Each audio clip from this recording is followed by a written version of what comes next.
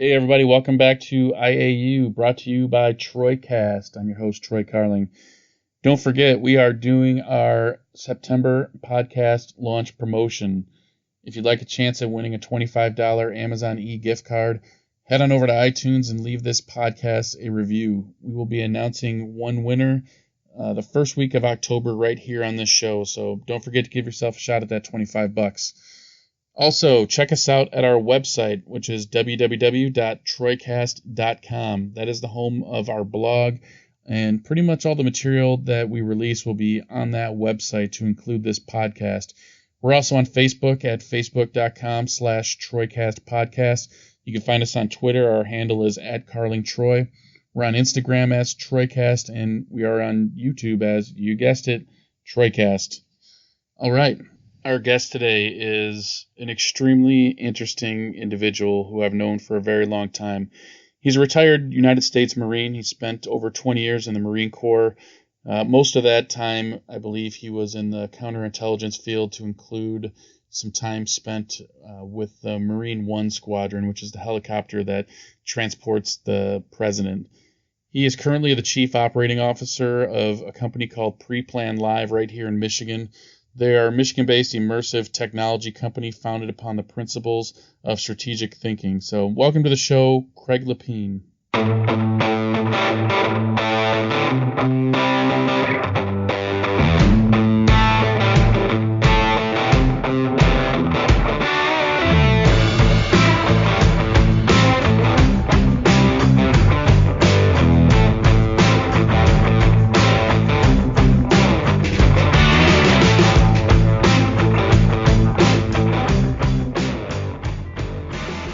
Craig Lapine, what is going on?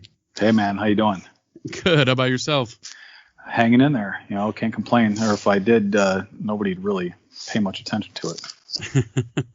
I've been really looking forward to this conversation for a while now. One, because I've known you for so long, and two, you have a really interesting background with the Marine Corps, and you have a very relevant second career choice that I feel like a lot of people could get some value out of. So thank you so much for coming on. I really appreciate you taking the time out today.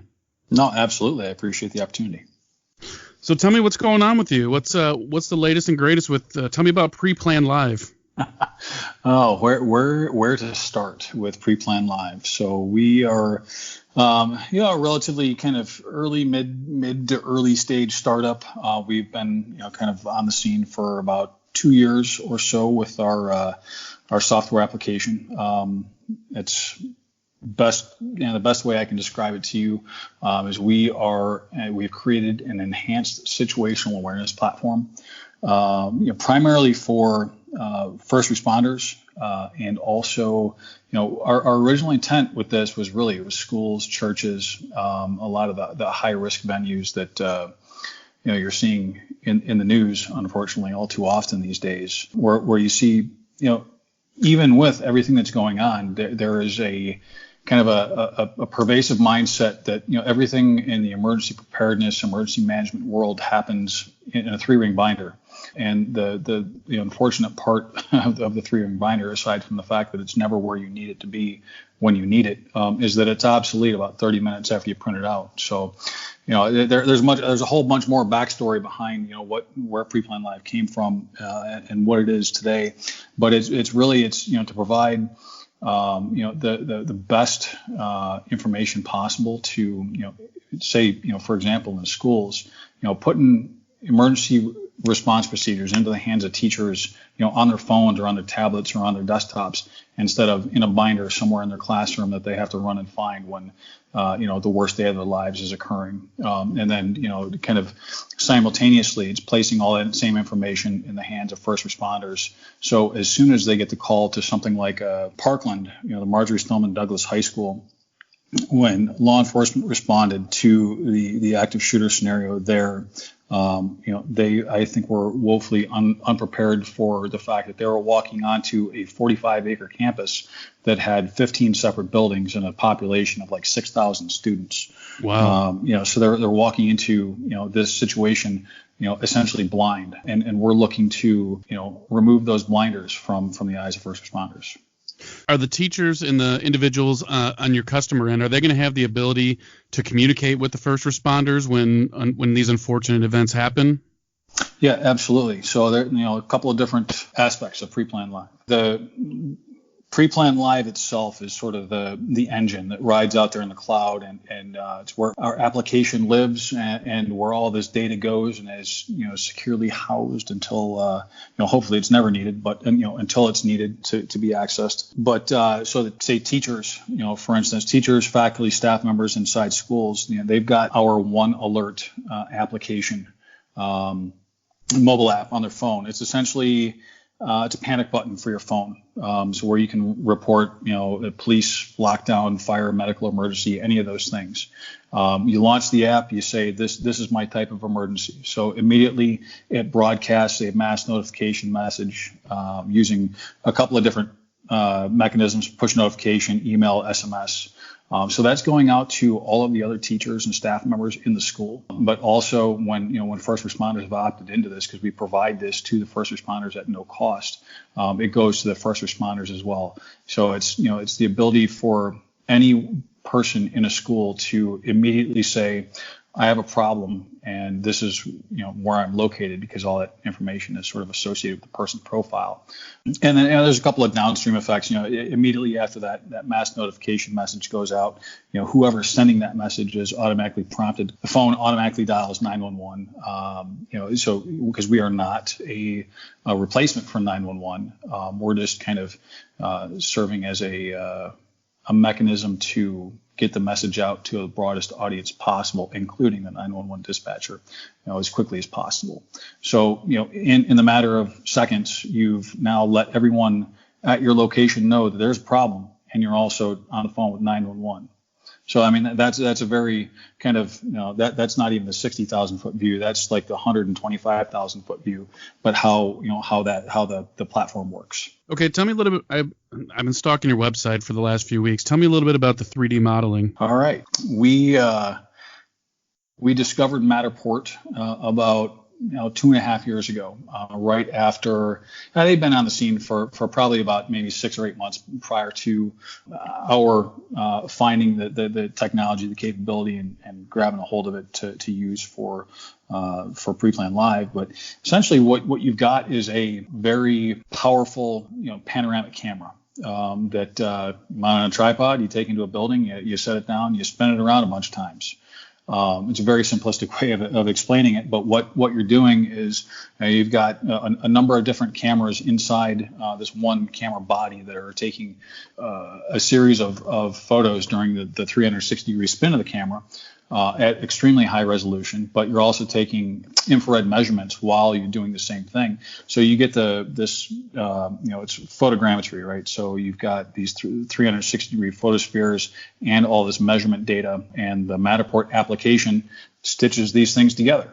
Wow. And creates, while you're in a building, each revolution of the camera, the image transfers to your iPad, which we use to drive the camera.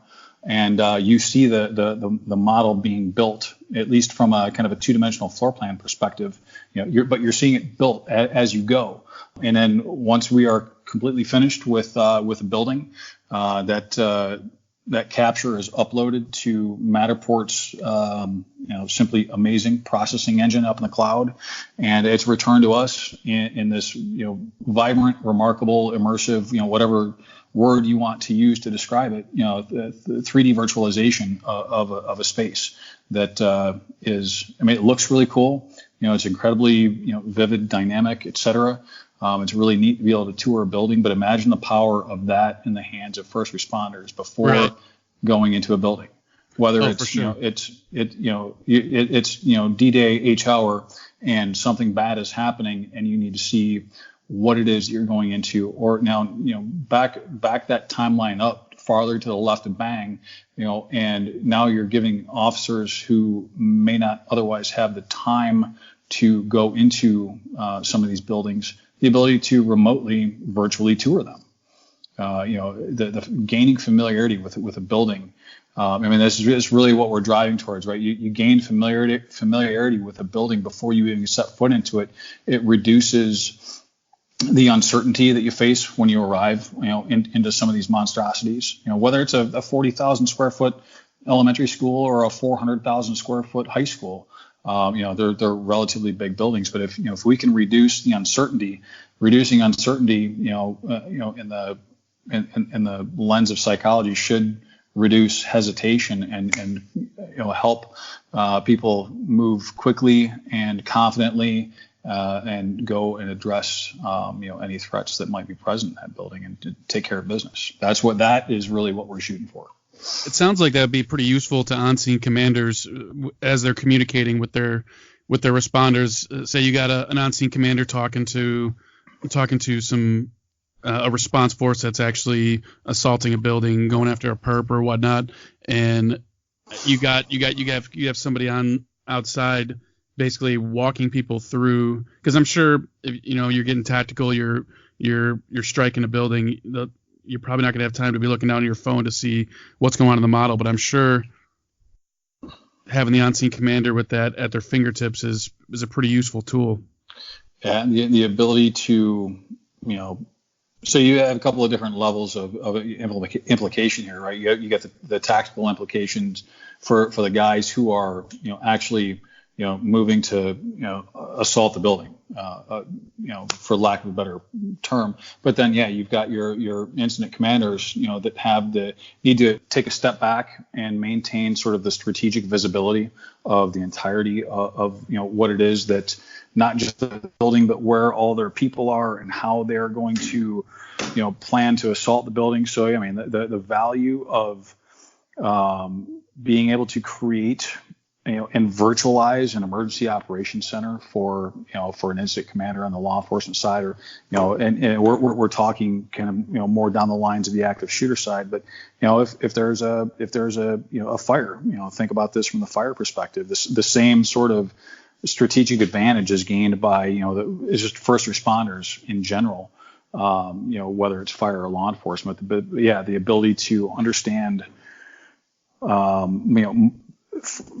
understand the layout of the building, the physical environment that you're going into, or the building you're sending your people into, from having more information than just what is typical right now is you've got Google Maps, right? We're going to pull up the satellite imagery of Google Maps so we can see what the building looks like from the top down. We might get some 2D black and white floor plans that might be current, might not be current. We might have a family member or someone who's familiar with the building that's able to describe things to us so we can draw the bones of the building on a whiteboard. And that's really, I'm not making that up off the top of my head. I mean, that's the way, some of the largest and most well-funded SWAT teams in America do business, because that's the limit of the building intelligence that they have before going in and dealing with an emergent incident. So tell me how did this all come to concept?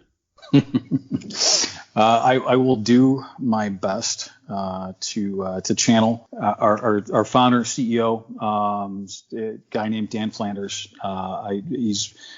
He and I have been very good friends since high school, so we've known each other for 25 plus years. This is his baby; it's his brainchild, and I'll do my best impersonation of him and how he describes this. So bear with me as I try to get through this. Dan he's been a firefighter paramedic for almost as long as I've known him. So about 23, 24 years he's been a firefighter paramedic. He is also on the Oakland County SWAT team, and he is also in another life. He is he's a CRNA, so he's an anesthetist, and then he is also an instrument rated fixed wing pilot and a rotorcraft pilot. And the reason why I give you kind of all of that background is that he's got two distinctly different sort of paths that he's on. One is the first responder path, and then the other is sort of this very data-driven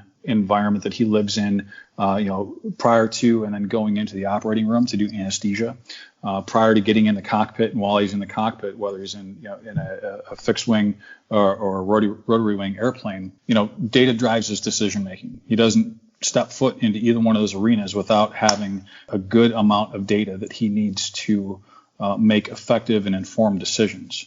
And that data is continually, refreshed and updated throughout the course of, whether it's, an operation in the OR or a flight from point A to point B. Lots of data, right? So, and then the way he talks about the other side of his life as a first responder, as a firefighter, paramedic, or a member of the SWAT team, there is almost, it's the polar opposite. It's an absolute lack of data. Go back to, I said it earlier, going into these situations with blinders on, whether that's figuratively, just because we don't have any awareness of the building that the SWAT team has been called out to because you've got a barricaded gunman situation, or the very literal, responding to a working structure fire where you walk into a building and you literally can't see more than, 12 inches in front of your face because of the smoke.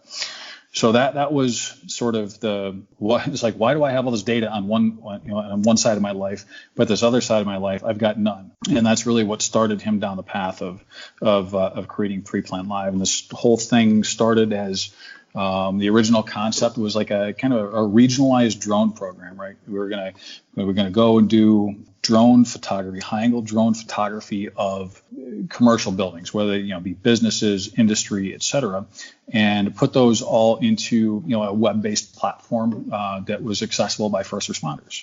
And somehow, in between that concept and finding the Matterport 3D capture technology, the idea morphed from this exterior visualization concept to what we have right now, which is everything from the exterior visualizations, because we use Google Maps integration. We do 3D modeling of the exteriors of buildings using drone photography and some ArcGIS products, that are overlaid onto precision mapping datum, all the way down to the interior 3D modeling with Matterport technology and secure remote integration of existing surveillance camera systems. So that's kind of the evolution of where PrePlan Live started and where we're at today, as best I can tell it from the secondhand perspective. What percentage of your customers would you say are schools? Just a ballpark estimate. It's right now is probably about 75%. Wow. Even though it's a slow process, because we've not put this in front of one single school district administrator or official or one single first responder who said, no, this isn't really for us. Roundly speaking, you put it in front of these superintendents and they get it. 99% of them absolutely get it with very little explanation. It's just it's a long sales cycle because they're publicly funded institutions, man. It's like dealing with the government. There's a process for everything and a time or a pace for every process. A lot of gatekeepers too. Yeah. And I mean, you're dealing with limits where, in the state of Michigan, for example, it's something somewhere right around $24,000 is the cap, where a school can, make, just say, yeah, we're going to stroke a check and do this before they have to put it out for competitive bid. So, I mean, you're dealing with the challenges and roadblocks are more bureaucratic than they are any sort of, active opposition to it. So I just kind of got off on a little bit of a tangent there, but I mean, 75% schools, and we are, we've got some private, I say private business. We've got a major nationwide banking institution that we've got on board. We're doing a ton of work in the restoration industry, disaster restoration industry. And starting to work with some folks kind of more in the insurance underwriting industry. So it's varied. We would love to have our focus be schools, churches, but it's just you've got a timing issue there. So all these other things are just remarkable opportunities for us right now. So I'm thinking right now, what kind of application does this have for disaster recovery industry? So when you look at the disaster restoration industry, I hesitate to put a percentage on it. How many X percent of businesses that contact, a Belfor or a ServPro or a Service Master, don't have any, prior sort of emergency readiness planning or emergency response planning done, but it's a significant number. So when something bad happens, when a business experiences the worst day that they could possibly imagine, when they've got a fire or they're in the path of Hurricane Dorian and their place of business is put out of commission, a lot of these folks go into it with no pre-planning done whatsoever. So there is a relatively common thing in the restoration industry, and it's termed emergency response planning. Having some sort of at least baseline data and information about a building before something happens. Just kind of documenting maybe floor plans, where the utility shutoffs, things like that, that will help. When you call, insert disaster restoration company, here in the blank, and they come out and they've got to come in and secure your main power disconnect and your natural gas shut off before they can come in and do their thing. There's some value to those baseline data sets that are out there. But imagine if yourself as a business owner having a vibrant, full color, immersive, and virtually tourable model of your business, in its pristine state, before anything bad happens. So you've been able to document that, your building, basically everything less any inventory if you're in the inventory business.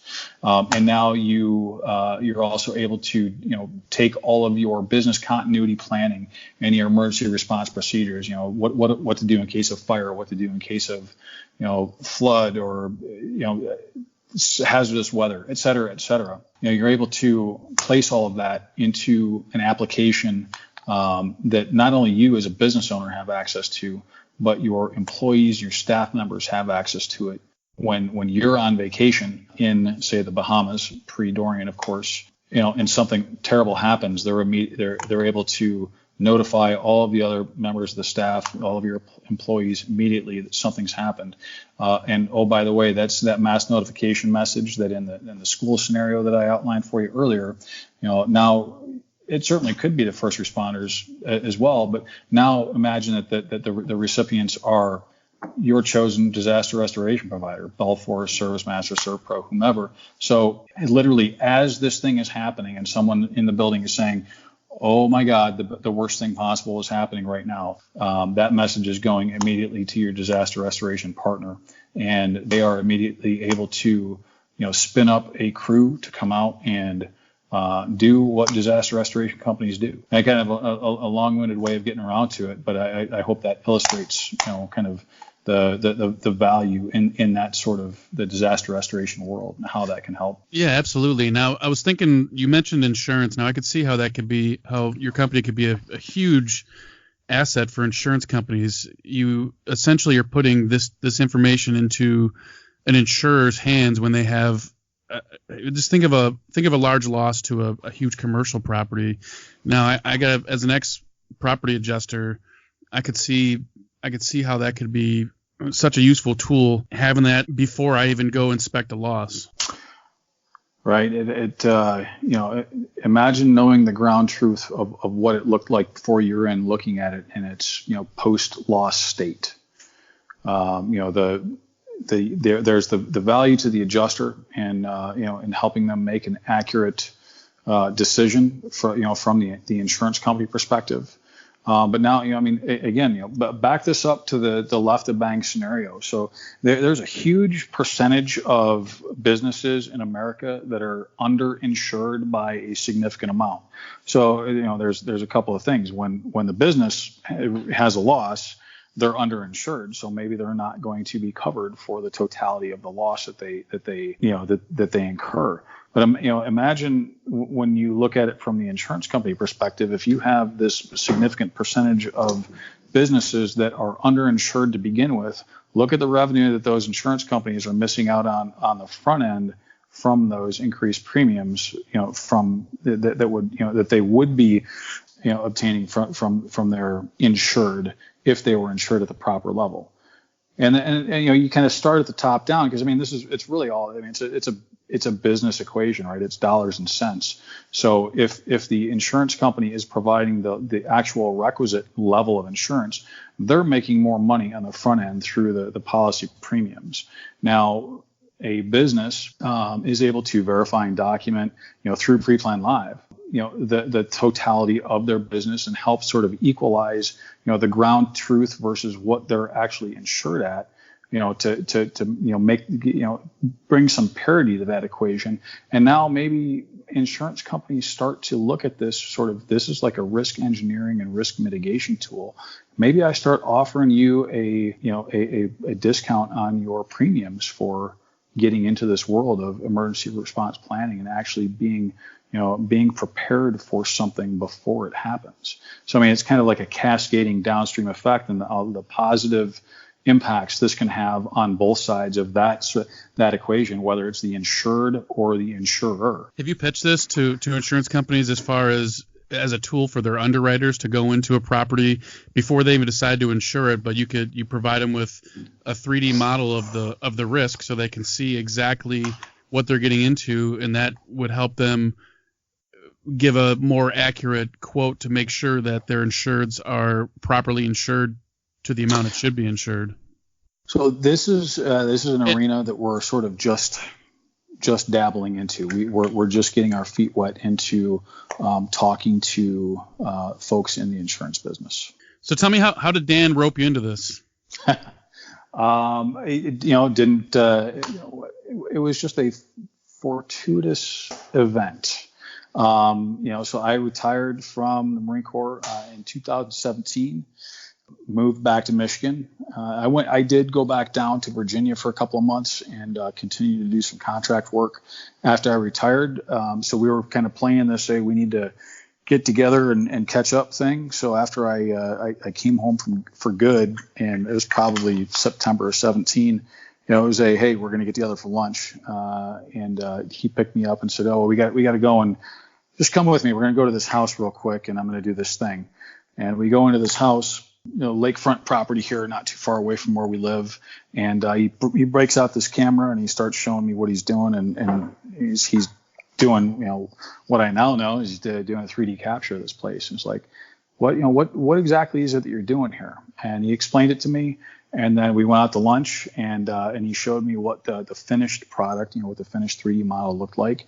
And at that point, PrePlan Live was nothing more than wireframes, man. It was it was a PDF document that was about 27 pages long of what PrePlan Live was going to look like after software developers did what software developers do with ones and zeros. And he's like, what do you think about this?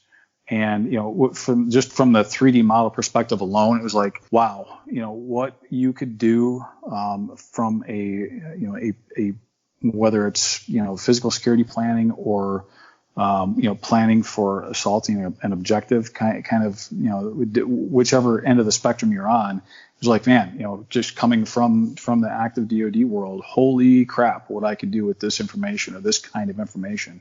And that was basically it. We were off and running from that point forward. It kind of seemed like it was a somewhat natural progression for you, or at least a natural transition, given your background with the Marine Corps. Am I wrong on that? My background it helps a lot because on one hand it's really helped in guiding the development of the platform as we've moved along through the different iterations of our app. So from that perspective, yeah, absolutely not. From like being part of a brand new, we weren't even an early stage startup. We were a brand spanking new, still trying to get to the point in the road where we were considered an early stage startup. Not a whole lot prepares you for that. So yes and no. How many years were you in the Corps for? 21. And you joined in 1996, right? I did. November of 1996. I had the pleasure of spending Thanksgiving and Christmas of 96 and New Year's of 97, all at the wonderful Marine Corps Recruit Depot in Parris Island, South Carolina. So you're a big fan of sand fleas, then, I assume.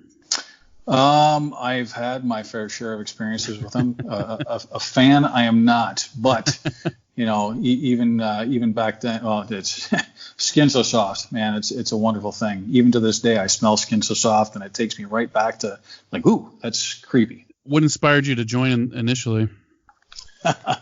So I was probably 15 or so years old when I met my first Marine Corps recruiter. And he didn't even really have to talk me into it. So I had this plan, that I had set out for myself. I was going to go and I was going to be a deputy United States Marshal. That was what I wanted to do. But at the time, at the time then, and at the time, as it is today, the Marshal Service is very stingy in their hiring practices. So basically, coming from active duty is your only route to get into the Marshal Service. So I talked to a recruiter here at 15 years old, and I said, "This is kind of what I want to do. What would be my best career path? Being a Marine, to do that." We walked through some options, and I was sold there at 16. Had to have my parents sign off when I was 17 because I was not of the age of consent, and away I went. What career field did you get into?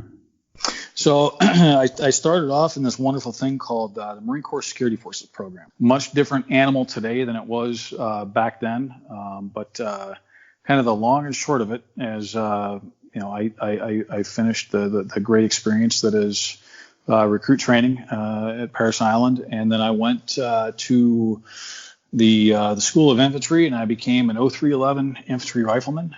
And then from there, I went to this thing called Marine Corps Security Forces Training Company. It's a big, long title for this entity that was affectionately known by everyone there as gun school. So basically, it's just where they taught you how to shoot pistols and shotguns and rifles more in a close quarters type of scenario, and also how to deal with the rigors of the interior guard type of situation.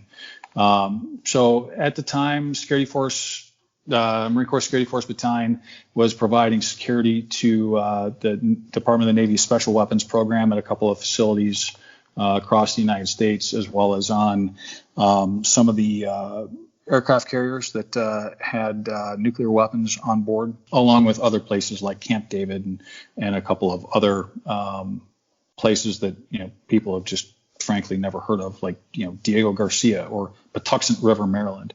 So I went through this wonderful experience of doing a lot of shooting, and I got my first assignment was Marine Corps Security Force Company at Naval Weapons Station, Yorktown, Virginia. So I did physical security for special weapons there for, not a whole heck of a long time before our weapons were taken away from us and they went somewhere else.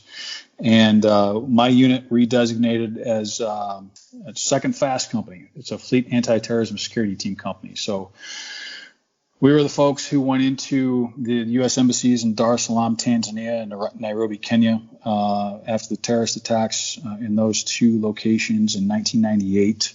Our folks who went to the USS Cole in Aden, Yemen. I think that was in 2000, and so on and so on. So you kind of get the idea, kind of mission set that we were tasked with there with both the Security Force Company and with Second Fast Company. And so what was your next step after that? So I had a great plan. I was going to get out, and I was very close to getting out. I think I was less than 14 days from getting out. And my sergeant major at the time gave me a wonderfully hard time about getting out, and said, "Well, if you don't want to be a grunt anymore, here's the MOS manual," and gave me this gigantic 3-ring binder, and said, "Find something else you want to do and come talk to me." I was like, "All right, check this out." And I looked through, and I was looking at things like being an Abrams tank crewman or a CH-46 crew chief and this, that, and the other. And I found this thing. It's the MOS designator is 0211. It's a counterintelligence specialist. It's like, wow, that sounds kind of cool. It was a 1-paragraph description. And I went and I talked to Sergeant Major Winters about becoming a counterintelligence specialist. And he said, all right, it's done. It wasn't exactly done. It was a process that took almost a year. but that's what I did for the rest of my career. For about 16, 17 years, I was a counterintelligence agent, a DoD certified counterintelligence agent, and also worked in the human business as well. How would you describe counterintelligence to people that don't understand? I was in the Air Force for 6 years, and I still don't have a clear idea of what counterintelligence actually is. Well, most guys in the Marine Corps who do it wouldn't be able to tell you either. And I'll have a hard time explaining it to you. I'll explain to you what it was back then. And it'll probably make a little bit more sense from this perspective. So, back in, this was when I made the lat move and I went to school in 2001. The Marine Corps counterintelligence community was like 380 dudes, give or take. Don't quote me on that. That's round. I'm just rounding. I don't remember exactly. So it was small. Yeah. So this mission, for these guys, it was almost like we had the wrong label, and this is just a policy and a bureaucratic thing that went on at higher levels than what we were aware of. But we were really human guys back then.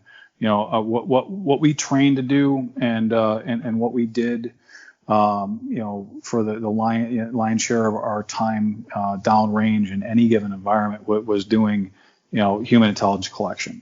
Whether it was, actually running source operations or, doing interrogations of detainees, that was the bulk of what we did. It's certainly not, that's not what a counterintelligence agent is supposed to do.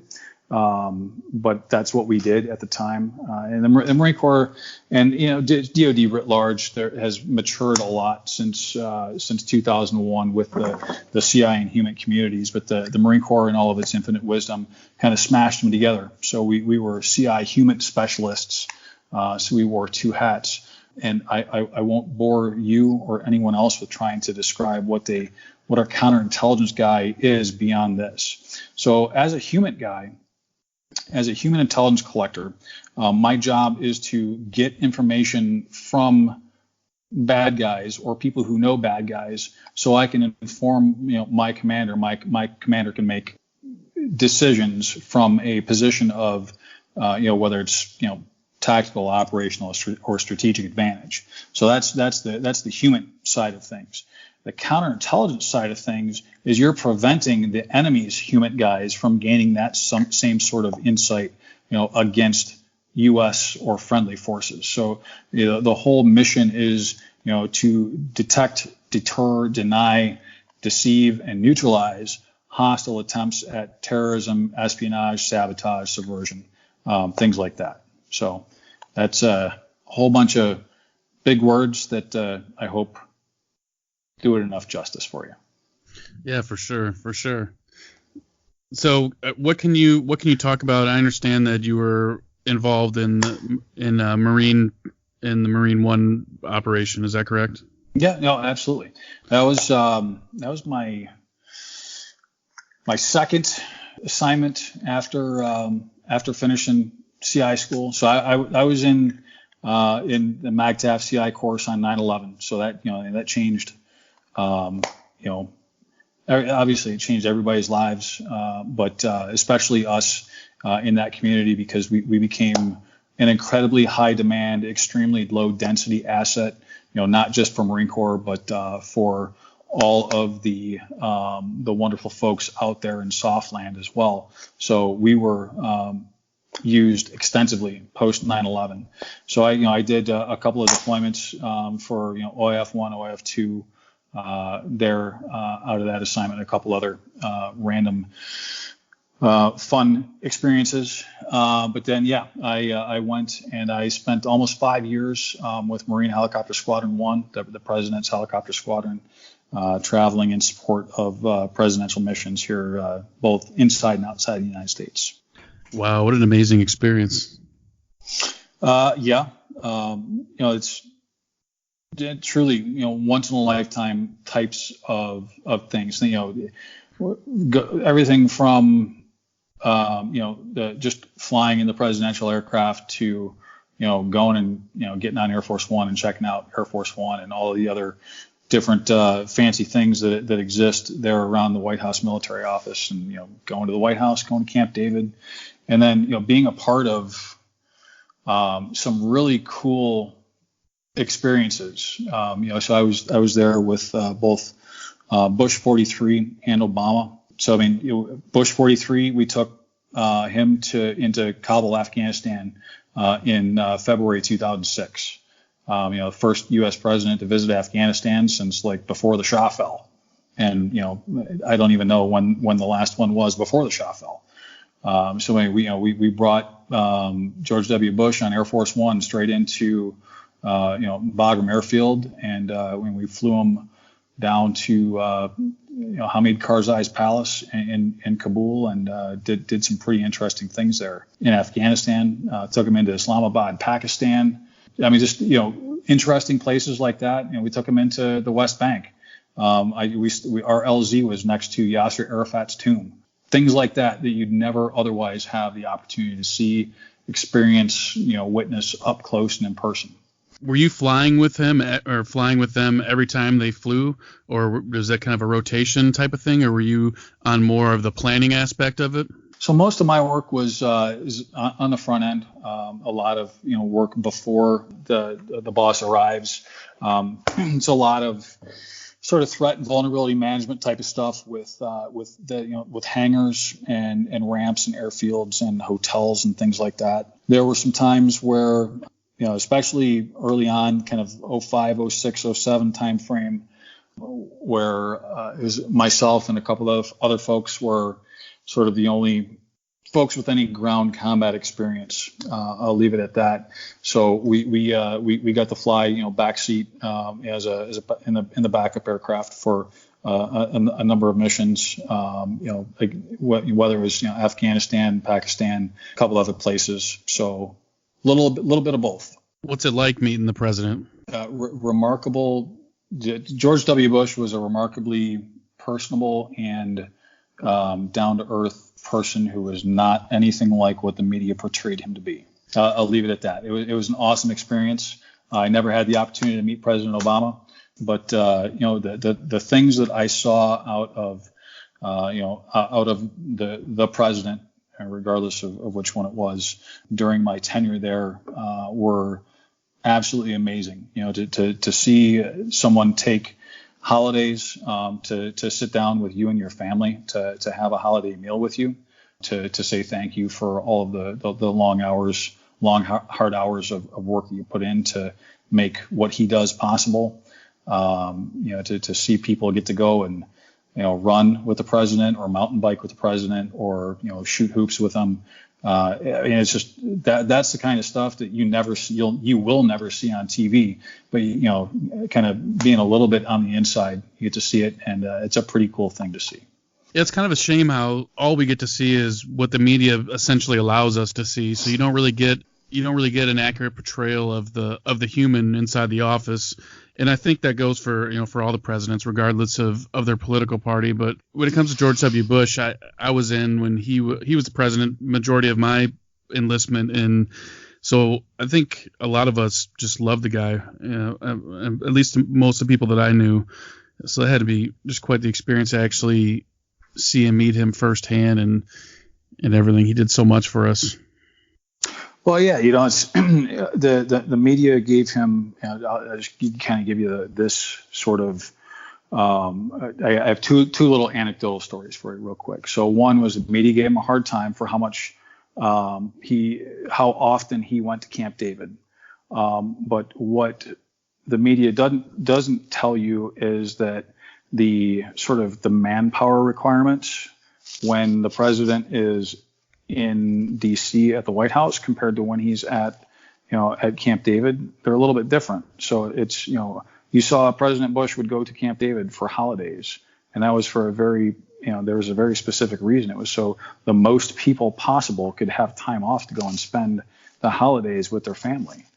or when there was a lot of, he was given a hard time for going out to his ranch in Crawford there for a couple of weeks every August. There's some other reasons behind why that would happen, but the guy wasn't on vacation. He was working every day that he was out there.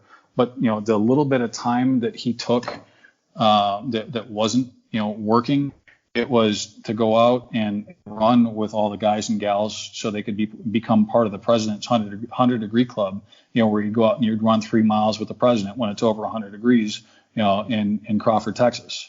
Or the guys getting to go out and go mountain bike with him and stuff like that. It is what it is as far as the political ends of things are concerned. But each president has had those things that they've kind of kept to themselves, and they've done them for some very righteous reasons. And it's no matter who it is, they've got a lot of respect from me for doing that. George W. Bush has this amazing art book out. Have you ever seen that on TV or a copy of it? I have not actually thumbed through a copy of it, but I do know what you're talking about. Holy cow, man! He's a talented artist. I never would have thought that. You see these stately men on TV, and you just don't think of stuff like that. But I don't know if I've actually seen a physical copy of it, but I've seen most of the pictures online, and I believe a lot of the portraits he does. And if I'm wrong, and you know I'm wrong, just correct me. But a lot of it are soldiers, sailors, Marines, airmen that served in his tenure, and I think a lot of them have passed away in combat. I think you are correct. I'm not 100% sure about that, but I do know that at least from what I recall, that was a lot of his inspiration for what it was that when he was. I think he's big into painting. I think he likes doing the painting. So tell me, what did your background with counterintelligence? I'm trying to tie this back into what you're doing now. What do you think is the biggest thing you took away from your time with counterintelligence to what you're actually doing with your company now? So I would say that from the perspective of someone who is used to looking at our own friendly facilities and doing threat vulnerability assessments and creating emergency response plans. So looking at what are the vulnerabilities to my building and how do I make this building or this installation, how do I make it less vulnerable? How do I mitigate those and make everyone better prepared? So if something does happen, A, we've mitigated the vulnerabilities, and B, we've got kind of some defined things in place to respond to any sort of threat that might poke its ugly head up. So that it's just bringing that sort of perspective to the conversations that we have with potential clients. It resonates, my background and kind of how those two things tie together, it resonates with them. But it's also been, I think of, a fair amount of value to the way that PrePlan Live, the application was, the way it was created and the way that it has evolved and the sort of the types of features that it has, or the way that features are displayed, just, from my background saying, well, it would be nice to know this. And if I could see it, just, if I could visualize it in this sort of way, or see it in this sort of perspective, it's sort of intangible things like that, someone who's just developing a software program without that sort of, background and experience, it might take them a heck of a lot more trial and error than what it's taken us thus far. So I got to ask you this: how else is, besides your second career, how's retired life treating you? I went through a phase of a couple of months where I was living the everyday as Saturday life, and it was cool for about the first 2 weeks. I need to have something to do. I'd rather be busy any day of the week than to have more free time than I know what to do with. So it's awesome being retired from the Marine Corps because it was time. It was one of those things where I loved it up until the point where I didn't love it anymore, and it was just time to go. Man, being able to be part of my family's everyday life and getting kids to school and getting kids off the bus and going to hockey practice and the hockey games, as compared to, missing the bulk of the first 2 years of my kids' lives. This is a heck of a lot nicer. And I think that's one thing a lot of people don't realize, and I give you all the credit in the world and for sticking it out for over 20 years.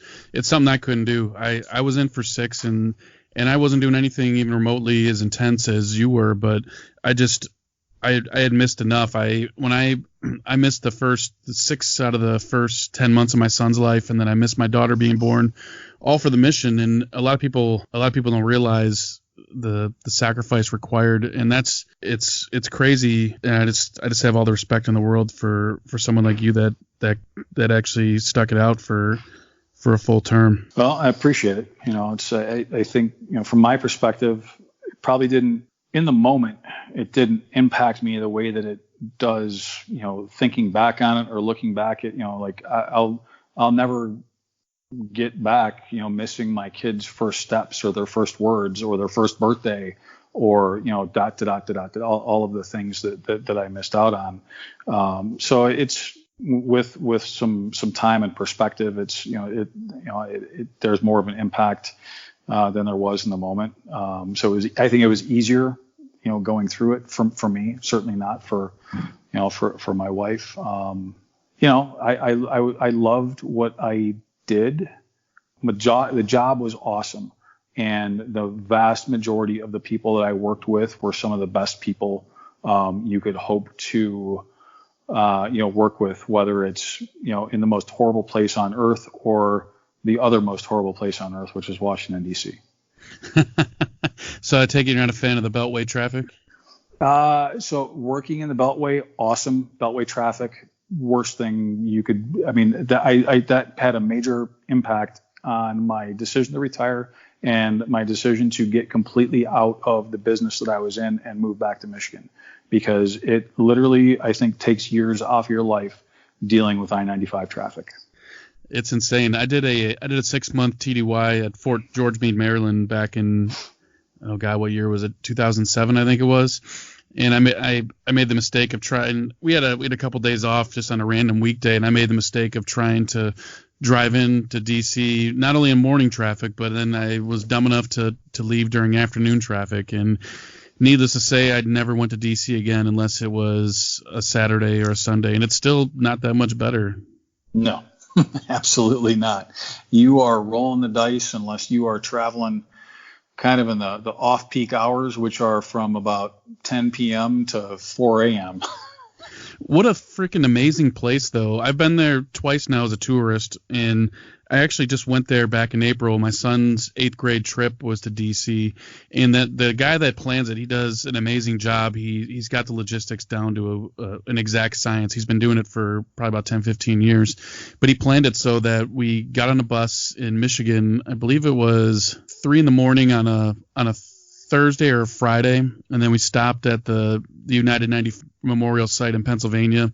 And so then when we were rolling into DC, we were coming into the city probably around 4 o'clock. So coming in isn't as bad as trying to get out at that time. So they came and dropped us off, and then we basically toured the city that night. And I don't think we left the area until Sunday at about 10 p.m. So it actually worked out perfectly as far as traffic went. But what an amazing place, just all the history. Anybody could spend weeks there and still not cover even close to the amount of stuff that you can tour there. It's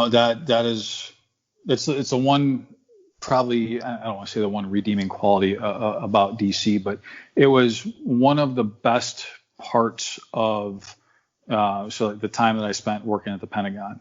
Because at the time I was a fairly avid runner, and I would leave the north side of the Pentagon, and my run route would take me out to the Memorial Bridge and across the Memorial Bridge to the Lincoln Memorial. I'd run around the Lincoln Memorial. I'd run down the reflecting pool, the World War II Memorial. If I felt up to it, I'd go see the Washington Monument. And that was what I was able to go and see every day at lunch when I'd go run for 45 minutes, or to be able to go and watch I've had the pleasure of watching the sunrise and the sunset a bunch of times from the Marine Corps War Memorial, the Iwo Jima Memorial, and there's nothing like it if you pause to understand and appreciate what it is that you're seeing. So have you gotten used to having hair on your face yet? Yeah, I stopped shaving and I stopped cutting my hair immediately after I retired. I don't think I got my hair cut for about 8 months after I retired. No kidding. Are you serious? Yeah. Oh, I don't know how you did that. Yeah, no, I was going for like the whole, Sons of Anarchy, Jackson Teller sort of hairdo. I just couldn't pull it off, so I had to cut it. And I'm back to basically the same stupid ass haircut that I've had for the last 20 some odd years, but I do have a beard, so at least I got that going for me. Man, I was only in for 6 years, but I still can't stand hair touching my ears. I finally got used to the beard. It took me a couple years to do it. I tried growing a beard throughout the first probably 1 or 2 years after I got out, and I could handle it for about 30 days, and that seemed to be the threshold to where it just drove me nuts. I couldn't handle it having hair on my face, and then I don't know what happened, but eventually I got used to it. I think maybe my wife talked me into keeping it, and women they have their effect on us, and we'll do whatever. But it's it was that was definitely an adjustment, getting used to hair on the face again. So you mentioned hockey. I don't remember you being a hockey player growing up. When did you get into it? No, man, lifelong Red Wings fan, and I did the whole, man, I want to play a hockey game all these years watching Red Wings hockey on the NHL center ice thing from Virginia and other places, Virginia, North Carolina, all the places I was living. And then I ordered my first set of equipment in like 2008 or so, and kind of picked it up there in the DC area. I played hockey almost every week that I was in Japan, of all places. Wow. And then when I moved back to DC, I was looking for something I was looking for a volunteer opportunity, because for a veteran related, or a wounded and disabled veteran related sort of thing, just because I felt like it was something that I owed to a lot of people that did face a lot worse than I did. So I found this hockey program in the DC area and sent an email to them. And 5 minutes later, had this guy come from the other side of the office that I'm working in the Pentagon, like, hey, my name's Tony, and I'm with the USA Warriors. You just emailed me. So I got involved with this a nonprofit organization there out of the DC area. It's a hockey program for combat wounded and service disabled veterans and service members. So they had a sled hockey team for the guys who couldn't play standing hockey, and then we had a standing hockey team. So I spent about 5 years playing hockey with these guys, and just having some of the most amazing experiences that you can ever have as a beer league hockey guy, doing something that I hope did some good for somebody other than me, because it did a lot of good for me, for my headspace and where I was at the time. And I played hockey with Patrick Kane and Jonathan Taves and Marion Hossa. And I've played hockey at Comerica Park and TCF Bank Stadium, and I played at the United Center and the Verizon Center, and I've kind of BS'd with Alex Ovechkin and Braden Holtby, and it's not like it's not a brag book. It's just that's I'm a beer league hockey player. Never going to be anything better than a beer league hockey player, but holy crap, man, I got to live the dream and play hockey with an NHL team. I got to touch the Stanley Cup. Who was the coolest guy you met? Not to put you on the spot. No. It's easy. Steve Eisman. Oh, yeah, that's right. I think I remember seeing a picture of you and Stevie. What a great. It's so great that he's back. Oh, heck yeah. I got to go to the White House in 2008 after the Wings won the Cup. When their day in the White House with the president, and I met all these guys, and I'm running around. I had like a 10-minute conversation with Mike Babcock. I've got these great photos and memories of BSing with Dominic Hasek and Chris Chelios and dudes like that. But I was talking to I don't know if you remember Yuri Fisher. He's the guy who went into cardiac arrest on the bench. Yeah. He was just a youngster when the Wings initially picked him up. Yeah, that was like 2005. But anyways, he's been with the Red Wings ever since. But I had a long conversation with him and this guy named Ryan Martin, he's like the assistant manager now. I said, hey, where's Steve? And he wasn't there. Yada yada yada. And I had this conversation with Babcock where he's like, you ever want to come see a game? You call my office. You tell him the coach said he'd take care of you. Like, yeah, okay, whatever, Mike. And he's like, he gives me the Babcock look. He's like, I'm serious. You come home, you want to see a game, you call my office, you tell him, and I said I'd take care of you. So I was home for Christmas that year, and I called Babcock's office, and after explaining myself a couple of times, I got put through to Mike Babcock. And long story short, I ended up being a military welcome at a Wings game 2 days before Christmas. And I was like, all right, we're going to take you down to to the Zamboni entrance. You can hang out down there and for the whole first period, yada yada.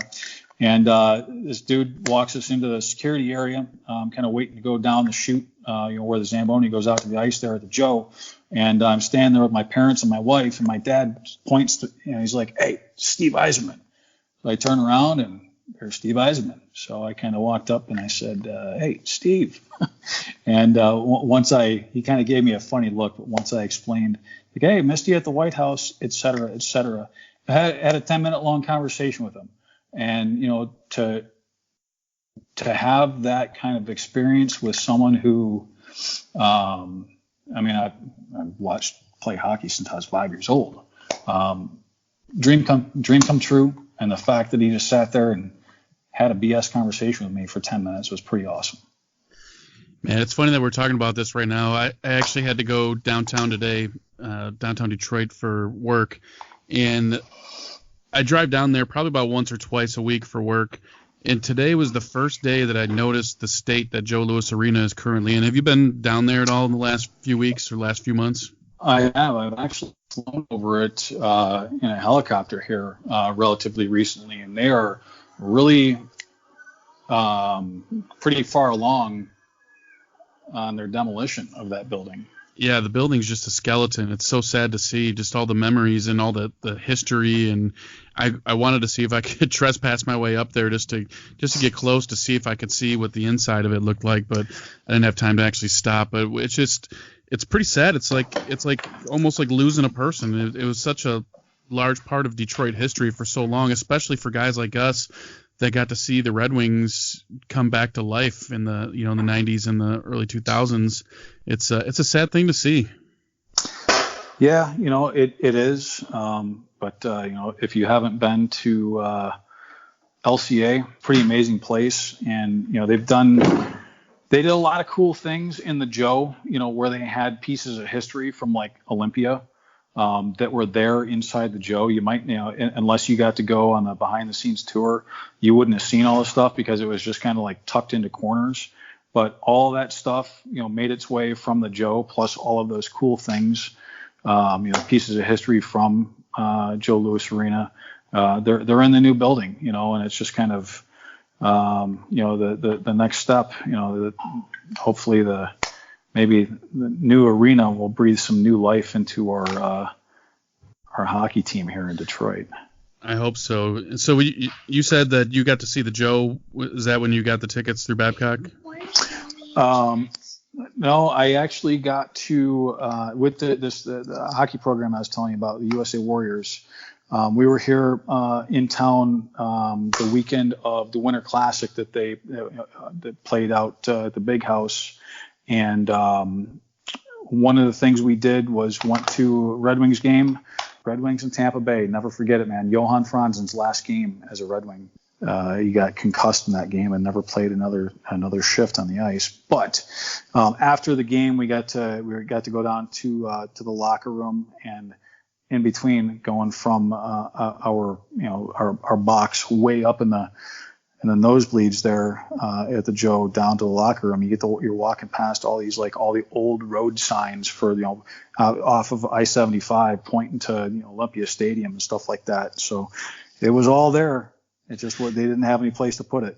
Yeah, that was the Joe itself was such a cool building on the inside. A lot of stuff you didn't get to see, and I'm sure you may have gotten to see. But I was fortunate enough to get behind the scenes one time. I think it's probably early 2000s. My dad's ex-wife had a connection through. I think it was she taught a couple of the players' kids in Novi, so we got to go behind the scenes in the tunnels behind the actual stadium or below the stadium. I don't even know where it's at.